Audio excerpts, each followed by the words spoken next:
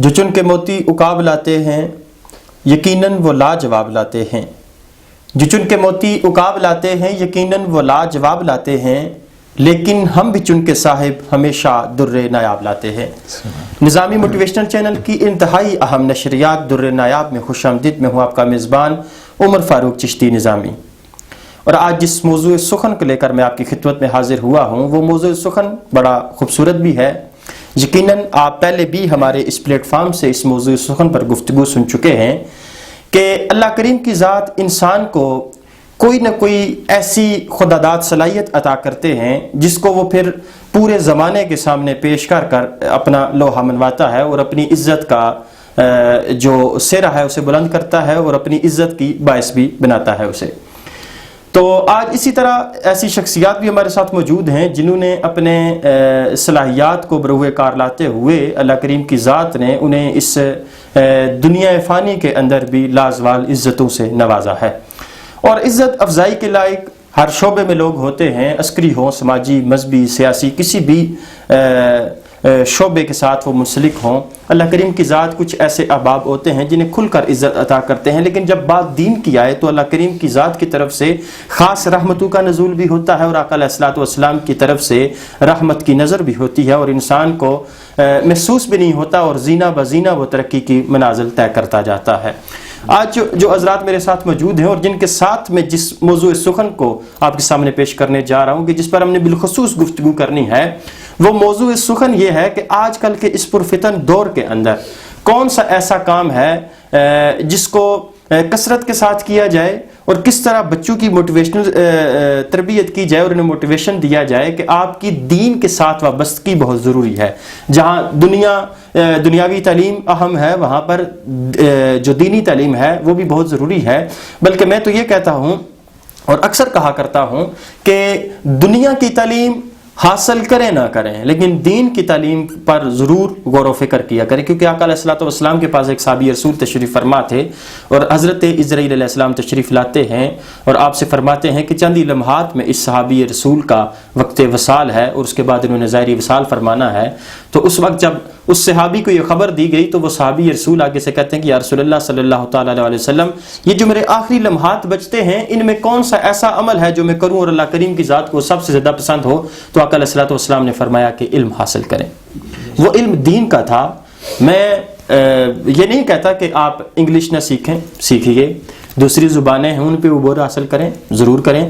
English پڑھنا بھی ثواب ہے، انگلش پڑھنا بھی آپ کی عبادت لکھی جائے گی. اگر آپ اس غرض سے انگلش سیکھ رہے ہیں کہ آج میں انگلش سیکھوں گا، کل برطانیہ کے انگریز ہیں ان کے سامنے بیٹھ کر میں دین حق کا پیغام ان کے سامنے پیش کروں گا، تو آپ کا انگلش سیکھنا بھی آپ کے لیے عبادت لکھا جائے گا.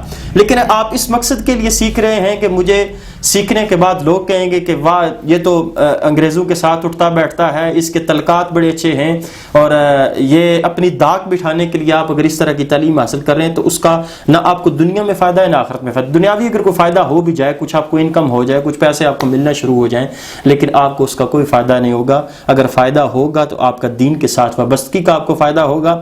سب سے پہلے میں مہمان گرامی کی طرف جانے لگا ہوں جو آج میری اس ٹرانسمیشن کا حصہ بنے ہیں.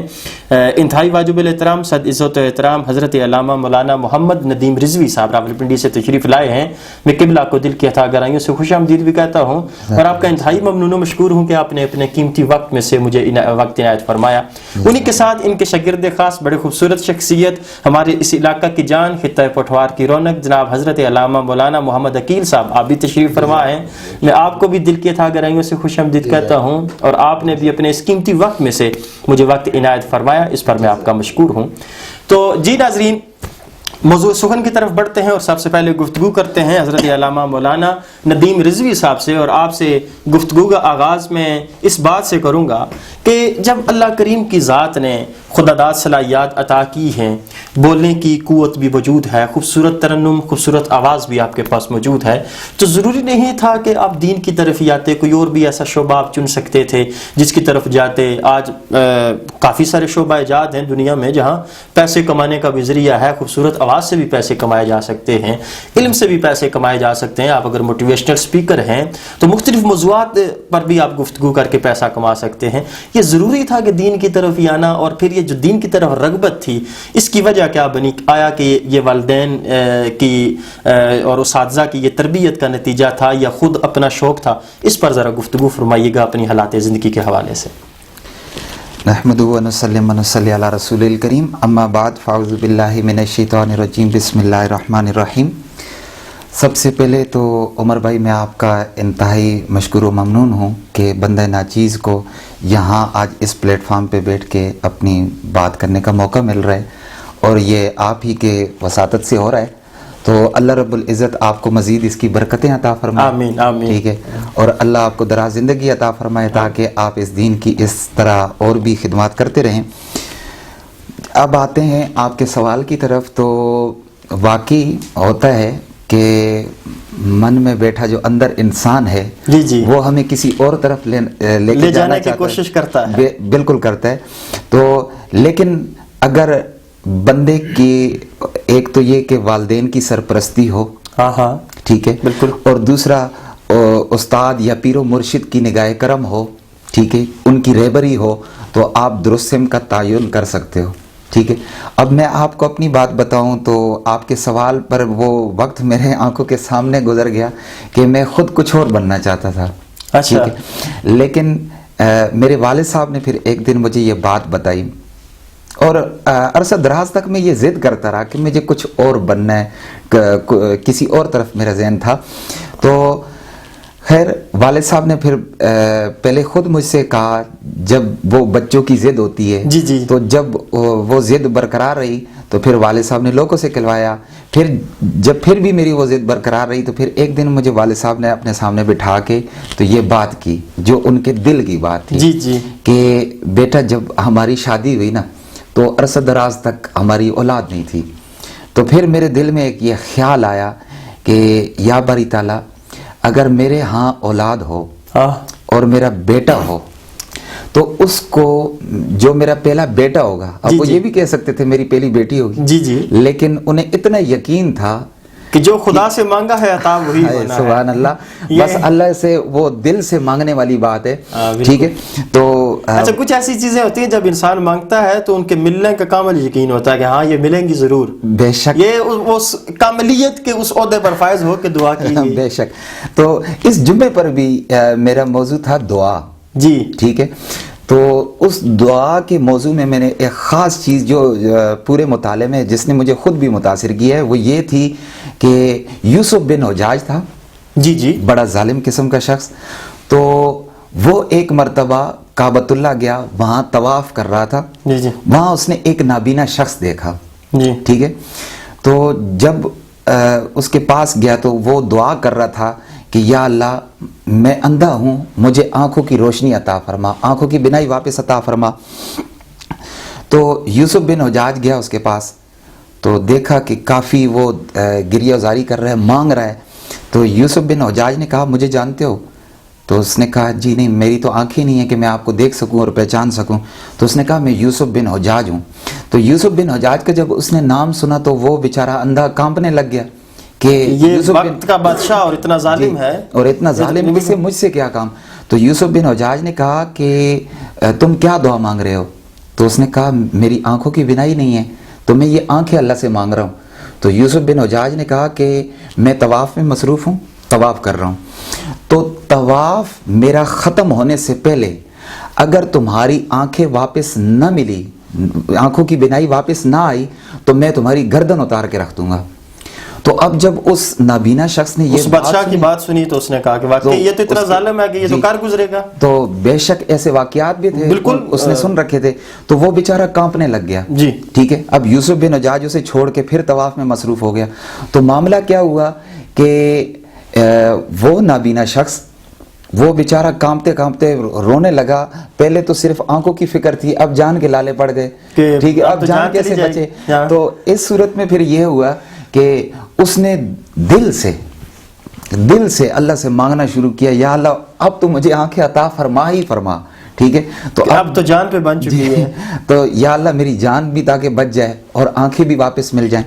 تو اللہ کی کرنی ایسی ہوئی، اس نے کچھ مانگا ہی ایسے انداز سے کہ اللہ تعالیٰ نے اسے آنکھوں کی بینائی عطا فرما دی. سبحان اللہ. اب یوسف بن حجاج جب آیا نا تو اس نے پوچھا ہاں بھائی سناؤ، تو اس نے کہا بادشاہ صاحب میری آنکھیں واپس مجھے اللہ تعالیٰ نے آنکھوں کا نور عطا فرما دی. جی بے شک.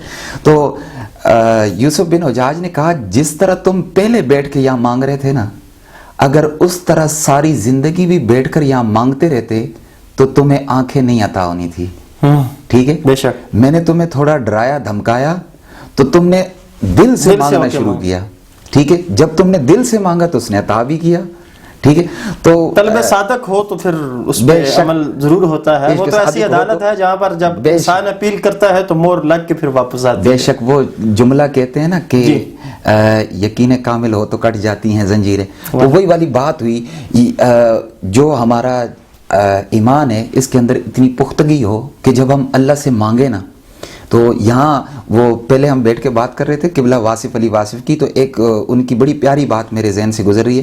وہ اپنی اس کتاب کے اندر واصفیات کے اندر ایک بات بیان کرتے ہیں کہ ایک عابد تھا. میں اپنی بات کی طرف آتا ہوں. جی جی بالکل. تو ایک عابد تھا، وہ عبادت میں مصروف تھا، تو اچانک اس کی نظر سامنے پڑی تو اس نے کیا دیکھا کہ ایک فرشتہ جا رہا ہے. ایک فرشتہ جا رہا ہے. تو اس نے اپنی عبادت چھوڑ دی، ذکر اذکار چھوڑ دیا، اس فرشتے کے پیچھے دوڑ لگا دی. اب جب اس فرشتے کے پاس گیا اس نے کہا بھئی تم اللہ کے پاس جا رہے ہو تو اس طرح کرو کہ میرا بھی ایک پیغام لیتے جاؤ. تو اس نے کہا بھئی اپنی بات بتاؤ. تو اس نے کہا تم اللہ سے کہنا کہ فلاں جو عابد ہے، فلاں تیرا بندہ ہے، وہ یہ بھی دعا کر رہا تھا، یہ بھی مانگ رہا تھا، وہ بھی مانگ رہا تھا. خیر بہت ساری اس نے باتیں گنا دی. تو فرشتے نے کہا بھئی بس میں سمجھ گیا ہوں. تو اس نے کہا تم کیا سمجھے، ابھی تو میری بات پوری نہیں ہوئی. لیکن اس فرشتے نے کہا لیکن میں تمہاری بات سمجھ گیا ہوں کہ تم کیا کہنا چاہ رہے ہو. تو اس نے کہا اچھا اگر سمجھ گئے ہو تو مجھے بتاؤ کہ تم کیا سمجھے ہو، میں کیا کہنا چاہ رہا ہوں. اس نے کہا بس اللہ سے جا کر یہی کہنا ہے کہ یا اللہ اپنے اس فلاں بندے کو اپنے علاوہ سب کچھ دے دے. سبحان اللہ. اپنے اس بندے کو اپنے علاوہ سب کچھ دے دے. تو یعنی ہم اللہ سے بہت کچھ مانگ لیتے ہیں لیکن اللہ سے اللہ کا قرب نہیں مانگ سکتے. اللہ اکبر. ٹھیک ہے، جو ضروری ہے، جو ملنا ہے تو پھر بے شک. اب دیکھیں نا اگر ہم عبادت کرتے ہیں تو آج کل ہر بندہ جو نماز پڑھ رہا ہے وہ ساتھ یہ بھی گلہ کرتے نظر آئے گا کہ جی ہمیں نماز پڑھتے لذت وہ محسوس نہیں ہوتی. بھائی لذت کیسے محسوس ہو؟ حضرت مولا علی پاک فرماتے ہیں بھائی تم نماز پڑھو تو ایسے پڑھو کہ گویا تم اسے دیکھ رہے ہو. یا اگر اتنا نہیں کر سکتے تو کم از کم اتنا کر لو کہ وہ تمہیں دیکھ رہا ہے. اللہ اکبر. تو لوگوں نے سوال کیا کہ یا علی آپ تو یوں فرما رہے ہیں کہ جیسے آپ تو ہر نماز کے ساتھ ہی اسے دیکھتے ہو.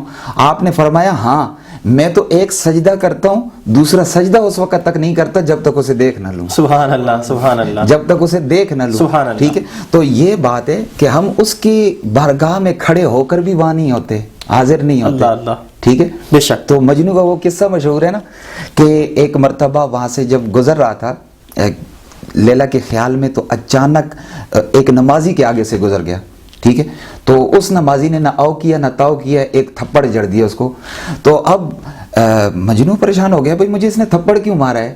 تو جب سوال کیا تو اس نے کہا تم اندھے ہو گئے ہو، تمہیں نظر نہیں آتا میں نماز پڑھ رہا ہوں میرے آگے سے گزر رہے ہو. تو اس نے کہا ہاں یہ بات تو ٹھیک ہے لیکن ذرا میری ایک بات کا جواب دینا، میں تو دنیا کی ایک عام سی لڑکی کے پیچھے اس کے خیالوں میں اتنا گم تھا، اس کے عشق میں اتنا گم تھا کہ مجھے پتہ ہی نہیں چلا کہ تم نماز پڑھ رہے ہو، اور تم اس مالک کے ہاں کھڑے ہو کر وہاں تمہارا دماغ حاضر نہیں بلکہ تمہارا دھیان میری طرف تھا کہ میں تمہارے سامنے سے گزر رہا ہوں. تمہیں تو اس کی خبر ہی نہیں ہونی چاہیے تھی. تو یہ ایک معرفت کی بات ہے. بالکل معرفت کی بات ہے. اور یہ کیفیات اسی وقت ہوتی ہیں جب انسان کے اندر کے جو ضمیر کے تالے ہیں وہ کھل جائیں اور پھر ضمیر زندہ ہو جائے. بے شک. تو ضمیر بیدار ہوتے ہیں تو تبھی اس طرح کی باتیں بھی سامنے آتی ہیں اور انسان کو پتہ چلتا ہے. اب آتے ہیں والد صاحب کی بات کی طرف. تو انہوں نے مجھے اپنے سامنے بٹھا کر کہا کہ بیٹا میں نے یہ دعا کی تھی کہ یا باری تعالیٰ مجھے جو اولاد عطا فرمائے گا اور بیٹا عطا فرمائے گا اسے میں دین کے لیے وقف کروں گا. بس والد صاحب کے ان الفاظ میں کچھ ایسی تاثیر تھی نا کہ وہ میرے دل دماغ پر اثر کر گئے. اس کے بعد چاہتے ہوئے بھی میرا دھیان کبھی ادھر نہیں گیا دنیا کی طرف. میں نے کہا اب جتنے سانس ہیں دین کے لیے، دین کے لیے. سبحان اللہ ماشاءاللہ سبحان اللہ. اللہ کریم ذات آپ کو سلامت رکھے. یہ بڑی محبتیں ہیں. لیکن دیکھیے کہ آپ کے والد محترم وہ تو ابھی یہاں پر موجود نہیں، ان کا ذکر شروع ہوا، ذکر خیر ہوا، آپ نے کہا کہ ان کی وساطت سے اور ان کی تلقین کرنے سے اور ان کے موٹیویٹ کرنے سے آپ نے اس راہ کو چنا. تو آج ایک ایسی شخصیت بھی ہمارے ساتھ موجود ہیں کہ جن کو موٹیویٹ کرنے والی شخصیت بھی ہمارے پاس موجود ہیں، جن کو اس راہ پر لانے والے بھی ہمارے ساتھ موجود ہیں، انہی سے ہم گفتگو بھی کر رہے تھے. تو ناظرین اب چلتے ہیں جناب حضرت علامہ مولانا عقیل صاحب کی طرف، لیکن اس سے قبل میرا دل چاہ رہا ہے کہ علامہ صاحب سے گفتگو کرنے سے پہلے ان کی خوبصورت آواز میں ہم مختصر سی تلاوت کلام پاک بھی سنیں اور 2-4 اشعار نعت رسول مقبول کے بھی سنیں، اور اس کے بعد ان سے گفتگو بھی کریں گے، اور گفتگو کرنے کے بعد پھر ان سے جانیں گے کہ انہوں نے اس راہ پر آنے کے لیے کتنے جتن کیے اور ان سے کتنے جتن کروائے گئے. تو اس کے بعد یہ ساری گفتگو بھی ہوگی، اور اس سے بعد پھر حضرت صاحب کی طرف دوبارہ آئیں گے اور ان سے پوچھیں گے کہ آج کی جو آنے والی نئی نسل ہے، جس طرح کہ آپ کے والد محترم نے شفقت کے ساتھ بٹھا کر پیار کے ساتھ سمجھایا، کیا آنے والی اس نسل کو ایسا سمجھانا ناممکن ہے؟ نہیں، ممکن ضرور ہے، ہم سمجھا سکتے ہیں، لیکن زبان میں وہی تاثیر ہونی چاہیے، وہی دین کے ساتھ درد اور محبت کا رشتہ ہونا چاہیے. آج بھی والدین اگر اپنی اولاد کو اسی طرح محبت کے ساتھ سمجھائیں گے تو یقیناً اولاد دین کی طرف ضرور آئے گی. لیکن سمجھانے کا ایک طریقہ کار ہے، خوبصورت سا نسخہ ہے، بہترین سا تعویذ ہے، اور بڑی نفاست کے ساتھ ایک دم کیا جاتا ہے، وہ حضرت صاحب سے ضرور پوچھیں گے. لیکن اس سے قبل علامہ عقیل صاحب سے تلاوت کلام پاک اور نعت رسول مقبول سن. أعوذ بالله من الشيطان الرجيم.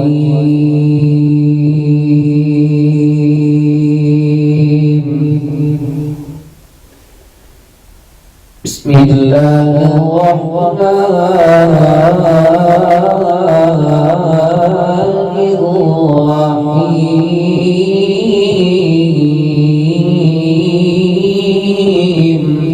سبحان اللہ، سبحان اللہ.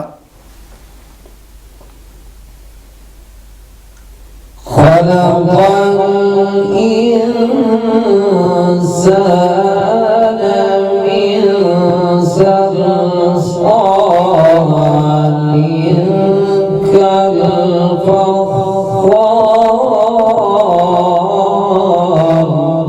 سبحان اللہ، سبحان اللہ. وخلق الجان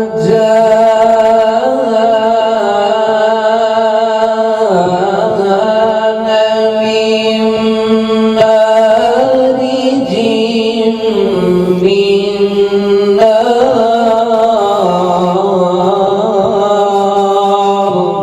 سبحان اللہ، سبحان اللہ. سبحان اللہ. فبأي آلاء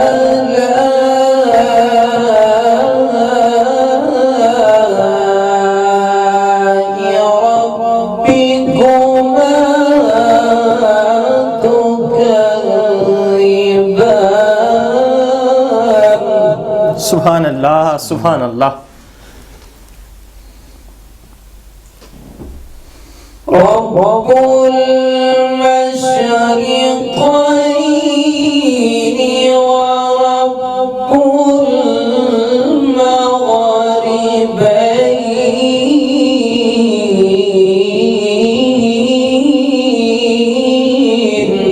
سبحان اللہ. سبحان اللہ، سبحان اللہ.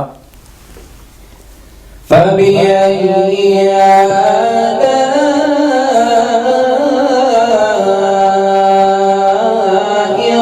ربكما تكذبان.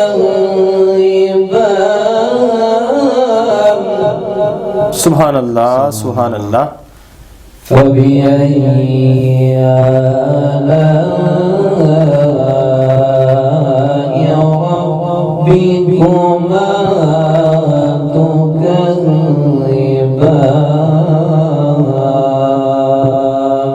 سبحان اللہ، سبحان سبحان اللہ. اللہ. آمنت بالله صدق الله العظيم. سبحان اللہ، سبحان اللہ. جزاک اللہ العظیم. حضور 2 اشعار نعت رسول مقبول کے بھی آپ کی خوبصورت آواز میں سماعت کرنا چاہیں گے. صلی اللہ علیہ یا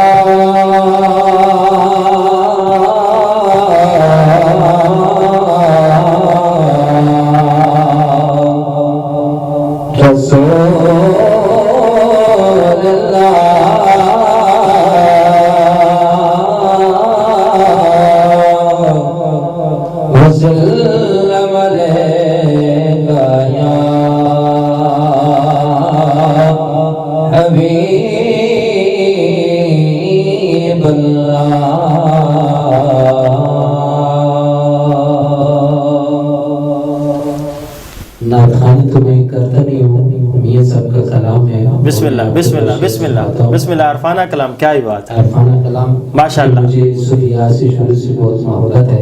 अल्लाह अल्लाह, ये कुछ नसीबी है कि आज अपने उस्तादों की मौजूदगी में सुभान अल्लाह सुभान अल्लाह। अरफाना कलाम पेश कर रहा हूँ। बिस्मिल्लाह बिस्मिल्लाह। माशाल्लाह।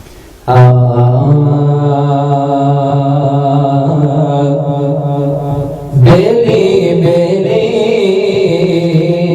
हर कोई आके, बेली बेली हर कोई आके,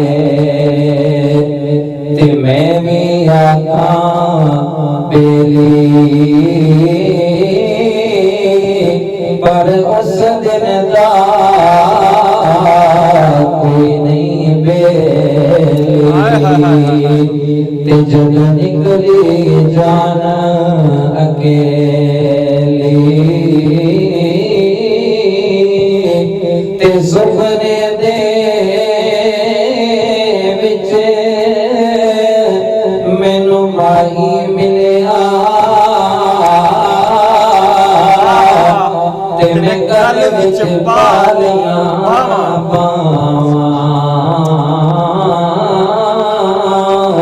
ते डर दे मारे अख ना खोला, ते किते फिर बिछड़ना जावा।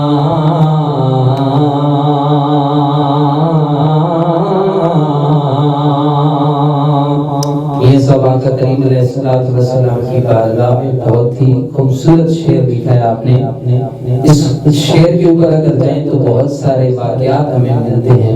आज दिन को भी मेरी उस्तादी से यही गुफ्तगू हो रही थी, तो ये मुझे बता रहे थे कि इस अशार में बहुत सारे वाक़यात हैं। जी जी, तो आका करीम अलैहिस्सलाम ने हमें सबक भी यही दिया है। तो ये सब क्या लिखते हैं कि बाग करीम उम्मत दावाले, अल्लाह अल्लाह, बाग करीम उम्मत दावाले, ते मेरे शफात करदा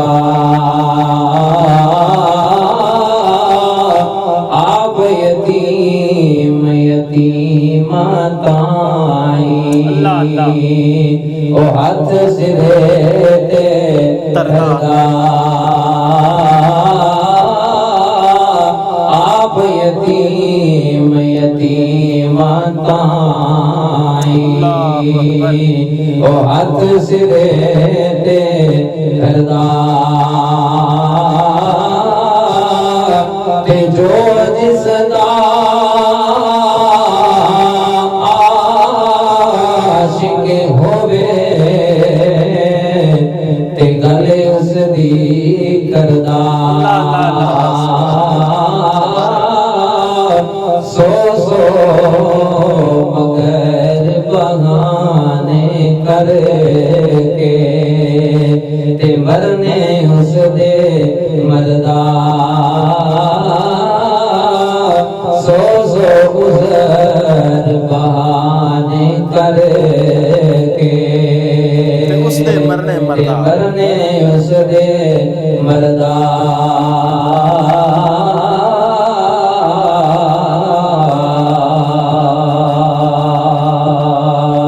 ते दुखिए दी गल दुखिया जाने, अल्लाह अल्लाह, दुखिए दी गल दुखिया जाने, ते सुखिए नो की खबरां, मां प्यो जिना दे मौत ने मारे, ओ तक तक रों दिन कबरां,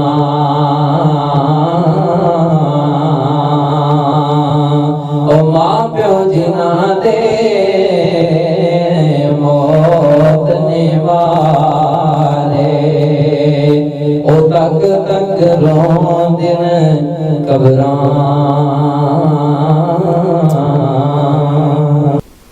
माशाल्लाह सुभान अल्लाह, बड़े खूबसूरत अंदाज में आप तलावत कलाम पाक और उसके बाद फिर बड़े खूबसूरत अंदाज में आरिफाना कलाम समात फरमा रहे थे।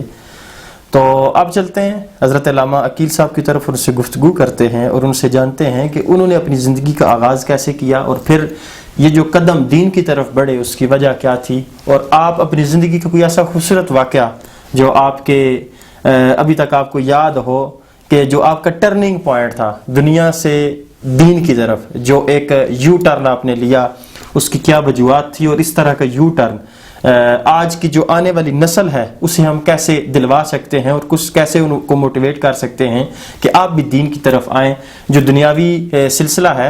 और यहाँ पर बड़ी ज़रूरी बात मैं करने जा रहा हूँ कि दीन और दुनिया ये दो ऐसी चीज़ें हैं कि जिनको हमारे दीन ने हुक्म दिया, शरीयत ने हुक्म दिया कि साथ लेके चलो। देखिए दुनिया भी ज़रूरी है, अगर आप ज़रिया मुआश को छोड़ देंगे, सारे मामलात छोड़ देंगे, तो आपके एक जिस्म होता है, एक लतीफ़ है और एक कसीफ़। यानी कि लतीफ़ में अगर आप जाएं तो आपकी रूह है और रूह को भी ग़ज़ा की ज़रूरत है, लेकिन अगर कसीफ़ में जाएं तो आपका जिस्म है जिसे भी ग़ज़ा की ज़रूरत है। जिस्म में भी एक मैदा होता है, रूह में भी एक मैदा होता है, लेकिन जिस्म का जो मैदा है वो दुनिया से कमाई हुई चीज़ों से, जब आप खूबसूरत कोई ज़रिया मुआश हो, आप पैसा कमाते हैं, उसके बाद फिर आप रिज़्क कमा कर फिर आप जब कोई चीज़ खाते हैं, तनावल करते हैं, तो मैदे को तकवीयत मिलती है, जिसकी वजह से आपका जो जिस्म है, ये जो ज़ाहिरी बॉडी है, एक स्ट्रक्चर है, ये मजबूत होता चला जाता है। तो इसी तरह जो रूह है उसके लिए भी आपको ग़ज़ा की ज़रूरत होती है, और वो ग़ज़ा क्या है? वो ग़ज़ा आपकी तिलावत कलाम पाक भी हो सकती है, वो ग़ज़ा आप नमाज में अल्लाह करीम के सामने सजदे में सर को झुका कर भी हासिल कर सकते हैं, अल्लाह करीम की तस्बीहात बयान करके भी कर सकते हैं, और आका अलैहिस्सलातु वस्सलाम पर दुरूद पाक पढ़ के भी आप उस ग़ज़ा का इंतज़ाम कर सकते हैं। ये वो ग़ज़ाएँ हैं जिनके लिए पैसे नहीं लगते। दुनियावी तौर पर अगर जिस्म को पालना हो तो आप बखूबी लोग वाकिफ़ हैं कि एक बच्चे को पालना कितना मुश्किल होता है, और फिर अपने खाने के लिए इंतज़ामात करने, और फिर पता भी नहीं होता। ख्वाजा नसीर मिल्लत रहमतुल्लाह तआला ने बड़ा खूबसूरत फरमाया था कि हलाल है कि हराम चल रहा है, वो इस तरह का एक पूरा कलाम है बड़ा खूबसूरत। वो कभी मौका मिला हुजूर तो वो ज़रूर सुनाऊंगा, लेकिन आज वक्त भी बड़ा मुख्तसर है और गुफ्तगू करने जा रहा हूँ जनाब हज़रत अल्लामा अकील साहब से कि जी हुजूर, ये ज़िंदगी अल्लाह करीम की बेशक एक सबसे बड़ी खुदादाद जो इंसान को अता होती है, वो सबसे पहले तो इंसान को अल्लाह करीम की ज़ात ने ज़िंदगी अता की, और फिर ज़िंदगी अता की, और ज़िंदगी भी किसी जानवर के अंदर रूह को नहीं डाला बल्कि इंसान के अंदर डाला, और फिर उससे बड़ा करम ये कि इंसानों में भी पैदा किया तो मुसलमानों में पैदा किया, और फिर इससे बड़ा करम ये कि मुसलमानों में भी पैदा किया तो ऐसे अकीदे और ऐसे फ़िक़्ह पर पैदा किया कि जो हक पर है, और आका अलैहिस्सलातु वस्सलाम की सहाबाए कराम, अहले बैत अतहार, औलियाए कामिलीन, जिन जिन का नाम आता है सर अदब से खम कर लेते हैं। तो इसी का दर्स भी आप देते हैं, यही मोहब्बत आप सिखा भी रहे हैं। ये कहाँ से सीखी, ये किस तरह मोटिवेशन आई? जिस तरह के हजरत साहब पहले ऑफ द रिकॉर्ड गुफ्तगू हो रही थी, फरमा रहे थे, ये वो पौधा है जो कि इन्होंने अपने हाथ से लगाया है। जी, तो इस पौधे को पानी देने वाले भी यही हैं, इस पौधे को खाद डालने वाले भी यही हैं, इसकी गोडी करके फिर इसको परवान चढ़ाने वाले भी यही हैं। आज फल जो उतर रहा है वो फल भी ये देख रहे हैं। लेकिन आपसे मैं सुनना चाहूँगा कि आपकी ज़िंदगी का जो टर्निंग पॉइंट था वो कौन सा था? सबसे पहले तो उमर भाई, मैं आपका शुक्रगुजार हूँ कि आपने नायाब टाइटल में हमको मौका दिया। तो आपने गुफ्तगू की, जिस तरह कारी साहब ने आपको बताया, ये मेरे उस्ताद मोहतरम हैं और इनका शुक्रगुजार हूँ कि इन्होंने मुझे एक दुनियावी ज़िंदगी से, जैसे वो कहते हैं कि कचरे के ढेर से उठा के तो एक बागात में लेके आए, यानी पौधों में, फूलों में ले आए। अल्लाहु अकबर। तो जैसा कि पहले मैंने आपको बताया कि पहले हम मतलब छोटे होते थे तो वालिदैन की जो सबसे कोशिश थी, हम 4 भाइयों में से, वो सबसे ज़्यादा फोकस मेरे पे था कि ये पढ़ाई करें, क्योंकि शुरू से अल्लाह ताला ने मुझे एक आवाज़ जैसी नेमत से नवाजा है, जो आप लोग समात करते हैं। सुभान अल्लाह, ठीक सुभान अल्लाह, बेशक। तो छोटे बचपनों में ज़ाहिर है, आपको पता है कि वो बचपना ज़हन होता है, तो काफ़ी पता नहीं होता, अपनी पता नहीं होता कि क्या करना है, क्या नहीं करना है, कैसे करना है। तो काफ़ी मदारिस से हम लोग भाग जाते थे, कभी छुप जाते थे। अच्छा। क्योंकि वो बचपना दौर था, तो समझ नहीं थी आगे जाके क्या नुकसानात होंगे, नुकसानात क्या हैं, या हम किस तरफ जाएंगे, उस टाइम इतनी समझ नहीं थी। फिर अल्लाह का करना ऐसा हुआ कि یہ قاری صاحب ملے ہیں، انہوں نے جیسا کہ میں نے پہلے بتایا کہ کچرے کے ڈھیر سے اٹھا کے پھولوں میں لے آئے ہیں، دوبارہ ایک ڈائریکشن ساتھ رہنمائی کی، دوبارہ نئے سرے سے انہوں نے وہ کیا، ایک تربیت دی، پھر مدرسے میں پڑھایا، پھر وہاں سے یہ شفٹ ہو گئے، پھر اپنے ساتھ لے گئے۔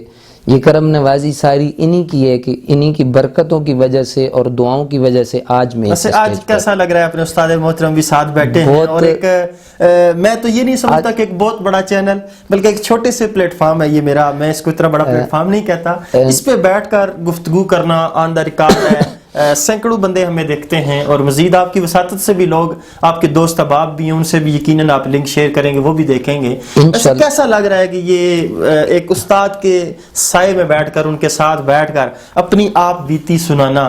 اچھا یہاں پر چلیں، یہ تو بڑا خوبصورت، میں خود یہ سوچ سکتا ہوں کہ انسان کی کیسی کیفیت ہو جاتی ہے جب استاد محترم پاس بیٹھے اور آپ اپنی اچیومنٹس کا ذکر کر رہے ہوں کہ میں نے یہ بھی حاصل کیا، یہ بھی حاصل کیا۔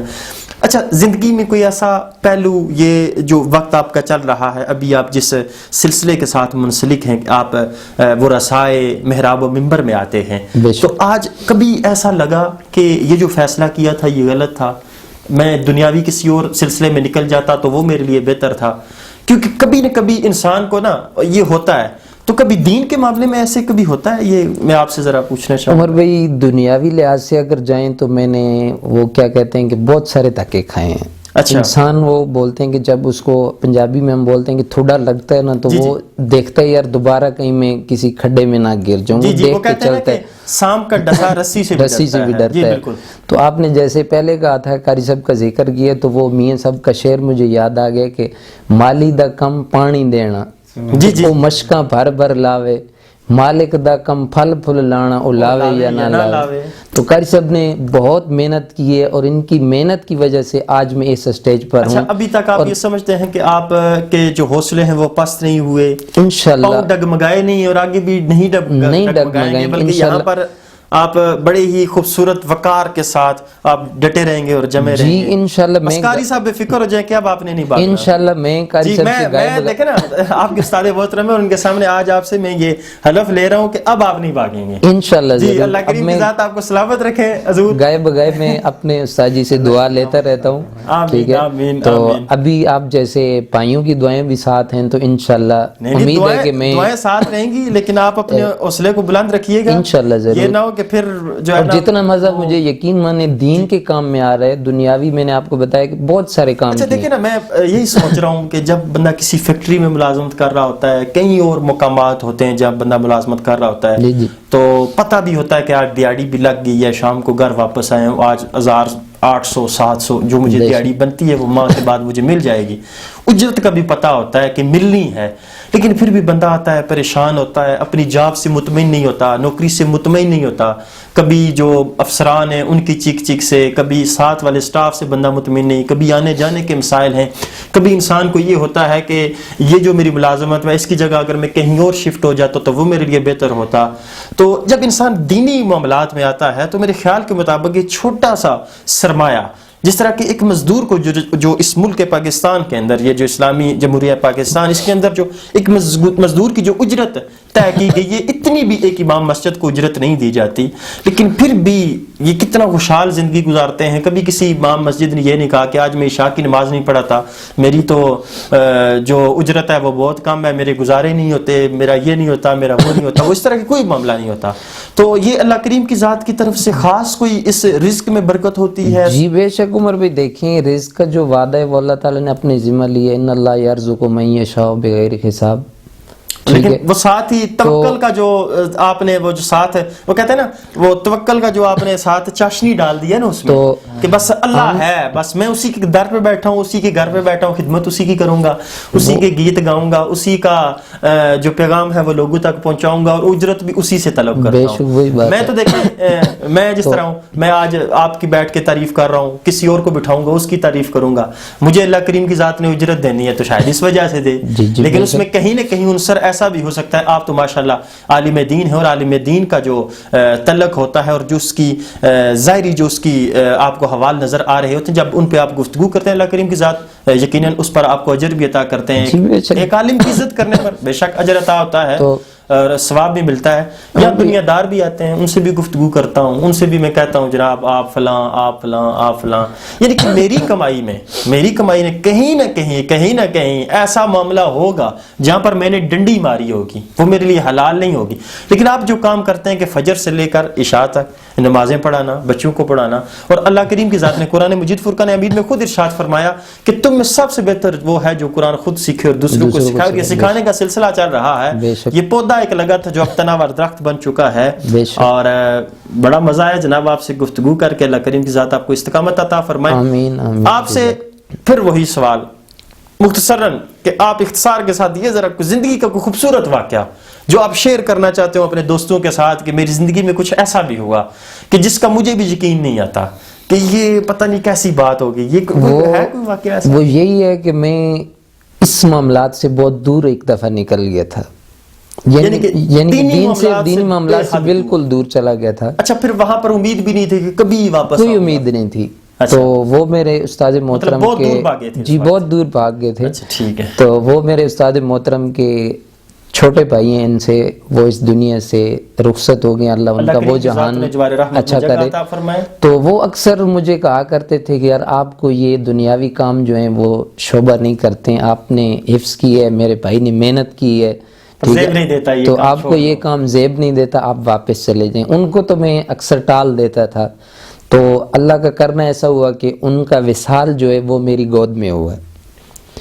उस दिन से मैंने वादा कर लिया था कि यार मैं इस बंदे की बात को लेके आगे जिंदगी जो है इसकी बात पे गुजारूंगा। अल्लाह अकबर, अल्लाह अकबर। यानी कि आपने मरते मरते एक शख्स को उसके लिए ना एक ऐसा तोशा आखिरत पीछे इकट्ठा करना शुरू कर दिया और उसे एक ऐसा गिफ्ट दिया, एक ऐसा तोहफा दिया कि आज जब आप दीन की खिदमत कर रहे हैं तो यकीनन इसका अजर सवाब कब्र में उनको पहुंच रहा है। बेशक। वो एक ऐसा पौधा लगा के गए थे और ये इनकी भी कुछ मेहनत और फिर सबसे जो मेन किरदार अदा किया वो उन्होंने किया। मैं पहले भी आप द रिकॉर्ड गुफ्तगू कर रहा था कि आजकल के दौर में, मौजूदा दौर के अंदर किसी बच्चे को मोटिवेट करके एक अच्छे रास्ते पे लाना आसान है, बेशक, लेकिन एक ऐसा शख्स जो बिगड़ चुका है और उसकी डायरेक्शन तब्दील हो चुकी है उसे वापस लाना बहुत मुश्किल है। एक जो आप क्लास चला रहे हो और उसमें आप बच्चों को कुरान मजीद फुरकान हमीद भी पढ़ा रहे हैं, साथ दीन की तालीम कर रहे हैं, 100 बच्चों को एक उस्ताद सुधार सकता है, लेकिन एक बिगड़ा हुआ जमाने का शख्स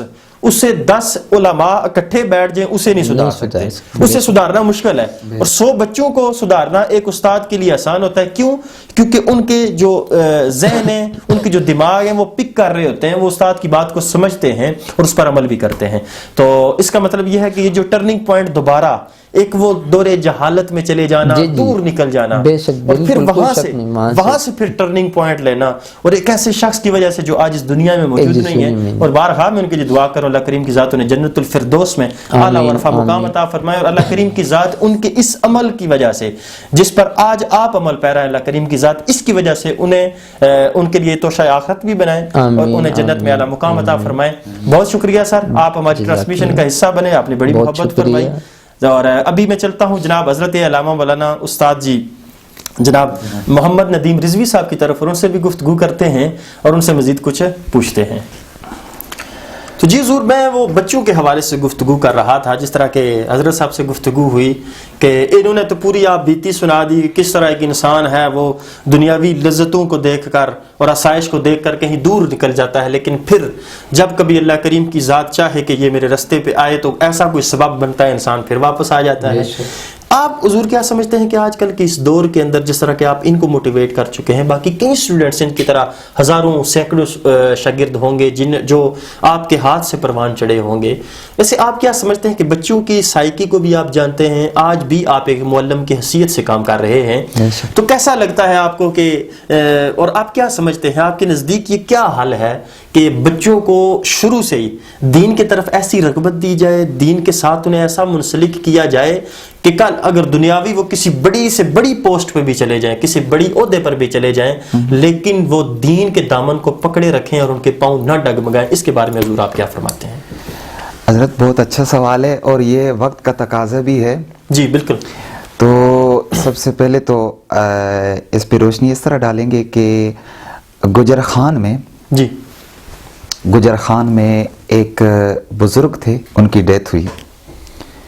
तो मेरी अक्सर ये आदत है कि मैं मिसाल दे के फिर बात करता हूँ। ये बहुत अच्छी बात होती है, इससे बात समझ भी आती है, और समझ भी आती है, सुन्नत भी है ये, और ये सुन्नत भी है। जो और औलिया-ए-ज़ाम गुजरे हैं वो फरमाते हैं कि अगर मिसाल दुरुस्त हो ना तो वो कलाम में इंतहाई तासीर पैदा कर देती है। मैं चाहता हूँ कि अगर हम सब तक नहीं पहुँच सकते, ना सब तक पहुँचा सकते हैं, ये अल्लाह ही है, ठीक है, लेकिन आपका प्लेटफॉर्म जो है ये बहुत बड़ी गनीमत है कि जिन लोगों तक हम नहीं पहुंच सके, हो सकता है कि ज़िंदगी की किसी गोशे में उन तक हमारी ये बात पहुंच जाए। तो बात ये है कि दीन एक ऐसी चीज़ है कि इसके बगैर हम मुसलमानों का गुजारा नहीं। बेशक, ठीक है। और जो अब मैं मिसाल देने जा रहा हूँ वो मेरी आंखों देखा एक वाक़या कि वहाँ मैं इमामत खताबत के फ़राइज़ अंजाम दे रहा था। तो उस बुज़ुर्ग के 2 बेटे थे, वो यहाँ इस्लामाबाद में रहते थे। तो उस बुज़ुर्ग की जब डेथ हुई तो उसके पास उसके बेटे उसकी वफ़ात के वक्त नहीं थे। बाद में जाकर जब वो पहुँचे तो अब मैयत को गुस्ल देना, अगर बाप है तो वो वली है जी कि बेटे को गुस्ल दे, ठीक है, और बेटा है तो वो वली है कि बाप को गुस्ल दे, ठीक है। तो अब वहाँ का कुछ तरीक़ाकार ऐसा था कि जो करीबी रिश्तेदार होता था, जैसे कि अब बाप बेटे की मैंने मिसाल दी, तो वो ही गुस्ल देते थे। तो अब वो नौजवान भी देखें, ये कुछ हमारा माशरा ऐसा हो गया है कि माहौल ऐसा क्रिएट हो चुका है जी, ये हमारा माशरा तो कि ये हमें दीन से दूर कर रहा है जी, बिल्कुल, ठीक है। और शैतान अपनी एड़ी चोटी का जोर लगा रहा है, ठीक है, इसमें वो कामयाब भी हो रहा है जी। इसमें मैं तो समझता हूँ कि उलमाए हक का ये फर्ज बनता है कि लोगों को दीन की तरफ वापस राग़िब करें, खुसूसन नौजवानों को जी, बिल्कुल, बिल्कुल, ताकि वो इस तरफ आए, जो दीन उनकी ज़रूरत है वो उन तक पहुँचे, उसको सीखें, ठीक है। तो उस नौजवान की हम बात कर रहे थे, तो हुआ ये कि अब मैं भी वहाँ पहुँच गया। मैंने कहा शायद कोई गुस्ल देने वाला ना हो तो चलें, थोड़ी मावनती हो जाएगी, बाइसे अजर सवाब है। तो मैं जब वहाँ पहुँचा तो फिर कुछ बंदों ने कहा जी भाई इनके बेटे कहाँ हैं, वो आगे आए गुस्ल दें। अब वो बेचारे पहुँच तो गए, लेकिन अब देखने लगे कि गुस्ल दें तो किस तरह दें, ठीक है, मतलब उन्हें इस चीज़ का इल्म ही नहीं था, ठीक है। तो फिर इस सूरत हाल को मैं समझ गया, तो फिर मैं खुद आगे बढ़ा। मैंने कहा भाई आप इस तरह करो, मुझे पानी देते जाओ, आप मेरी मदद करें जी, और आप देखें कि मैं किस तरह दे रहा हूं। आज अगर आप अपने वालिद को गुस्ल नहीं दे सके तो आज आप देखें कि कल किसी दूसरे को देना पड़ जाता है, ठीक है, तो वहां आप बिला झिझक दे सकें, ठीक है। आपको ये बात खटकनी चाहिए कि आप अपने वालिद को गुस्ल नहीं दे सके, ठीक है। तो वो नौजवान फिर उसकी थोड़ी हिम्मत बन गई, वो आगे आया, पानी देता रहा, हमने गुस्ल। तो यकीन माने कि वो नौजवान फिर एक दिन मुझसे कहने लगा, जो फिर उस टाइम समझ गया कि दीन को सीखे बगैर चाराकार नहीं है, दीन को सीखे बगैर चारा। एक मोड़ आता है मुसलमानों की जिंदगी में, टर्निंग पॉइंट होता है, वो होता है कि उस वक्त कुदरत भी हमें इशारा दे रही थी, ज़मीर भी दस्तक देता है कि हाँ, अब बदलने का वक्त है, हाँ जी, अब मुड़ जाओ यहाँ से, ठीक है।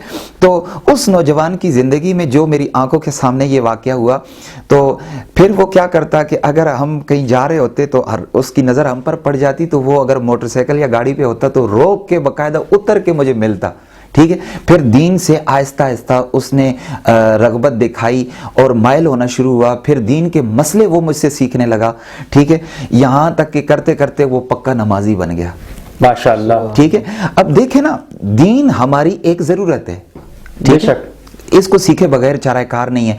और सबसे बड़ी बात जो इसमें, एक तो उलमा हजरात का ये फ़र्ज़ बनता है, ठीक है, कि वो बगैर पूछे बगैर सवाल किए उनका हक उनको दें, उन तक पहुंचाएं, यानी मिंबर और मुसल्ले का जो तकाजा है वो पूरा करें, बिल्कुल, ठीक है। मतलब इसको अपनी दुनियावी गर्ज में हमें नहीं लाना चाहिए, इस चीज को, इस मनसब को। तो खैर मैं समझता हूं कि पहला जो फर्ज है वो उलमा हज़रात का है जी, ठीक है, एज ए उस्ताद वो अपने मुक्तदियों का, अपने शागिर्दों का, अपने शागिर्दों की ये ज़रूरत पूरी करें कि दीन के जो मसाइल हैं, जो समझते हैं कि वो सीखे बगैर नहीं आते, वो बगैर पूछे उन तक पहुंचाएं, ठीक है। तो اب یہ کیسے کرنا ہے یہ علماء حضرات اچھے طریقے سے جانتے ہیں. انہیں پتہ ہے کہ کس طرح. جی, اور میں آپ کو سب سے بڑی بات بتاؤں نا کہ ممبر پہ بیٹھ کر گفتگو کرنے والا اپنے مقتدیوں سے, اپنے سامعین سے گفتگو کرنے والا, یہ آپ کے لیے بھی ایک ٹپ ہے کہ اگر دوسرے لفظوں میں یہ کہیں نا کہ وہ ماہر نفسیات ہے. جی ٹھیک ہے, کیونکہ اس کو پتہ چل رہا ہوتا ہے کہ میری یہ بات لوگوں پر اثر کر رہی ہے یا نہیں کر رہی, لوگوں کے چہرے پر تاثرات بکھیر رہی ہے. ٹھیک ہے, تو وہ پھر وہی بات کرتا ہے تاکہ لوگ وہی انداز, وہی بات سن کے اس کی طرف مائل ہو جائیں, اس کی طرف راغب رہیں, اس کی پوری بات توجہ سے سنیں. تو اگر میں یہ کہوں کہ ممبر پہ بیٹھنے والا دوسرے لفظوں میں ماہر نفسیات ہے تو یہ کہنا بھی غلط نہیں ہے. بالکل ٹھیک ہے. تو یعنی کہ میں یہ عرض کر چکا ہوں نا کہ علماء حضرات کو بہتر پتہ ہے کہ یہ کام کس طرح کرنا ہے ہم نے. ٹھیک ہے, تو یہ اللہ تعالیٰ نے ایک نعمت ہمیں عطا کی, یہ منصب ہمیں عطا کیا. جی بالکل, اس کو تو ٹھیک ہے, بالکل تو اسے معمولی نہیں سمجھنا چاہیے اور یوں رائیگاں نہیں جانی چاہیے. تو دوسرا جو ہاتھ ہوتا ہے وہ ماں باپ کا ہوتا ہے. ٹھیک ہے, اور اکثر ہمارے بڑے بزرگ جو تھے وہ مثالیں دیتے تھے کہ اگر ٹینکی میں پانی نہیں تو ٹوٹی میں کیسے آئے گا.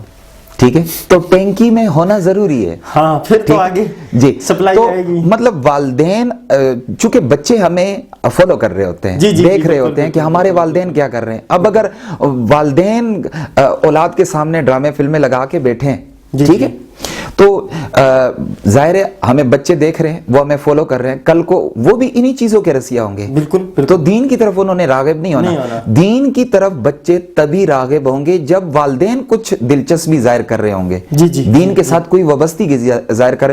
اب ایک والدین خود نماز نہیں پڑھتے, ٹھیک ہے, وہ اپنے بچوں کو جب کہیں گے کہ نماز پڑھو تو ان بچوں نے کیا پڑھنی ہے. ٹھیک ہے, تو وہی بات آتی ہے تاثیر والی کہ اس زبان میں تاثیر پیدا کرنے کے لیے ہمیں خود پہلے اس کا عامل ہونا پڑے گا, پھر دوسروں کو نصیحت کریں تو اس نصیحت میں اثر ہوتا ہے. جیسے کہ وہ مختلف علماء اور بزرگوں کے حوالے سے مشہور ہے کہ ان کے پاس ایک مائی آئی اور کہنے لگی کہ جی حضرت میں آپ کے پاس آئی ہوں, میرا بچہ میٹھا بہت کھاتا ہے, تو آپ برائے مہربانی اسے کچھ تلقین کریں تاکہ وہ اس چیز سے باز رہے, اپنی صحت نہ بگاڑے. تو ان بزرگوں نے کہا کہ مائی آپ چلی جائیں واپس, اور امام اعظم ابو حنیفہ رحمۃ اللہ علیہ کے حوالے سے بھی یہ بات مشہور ہے اور دیگر جو بزرگ ہیں ان کے حوالے سے بھی مشہور ہے. تو ان بزرگوں نے کہا کہ آپ ابھی واپس چلی جائیں, 2-3 دن بعد آئیے گا.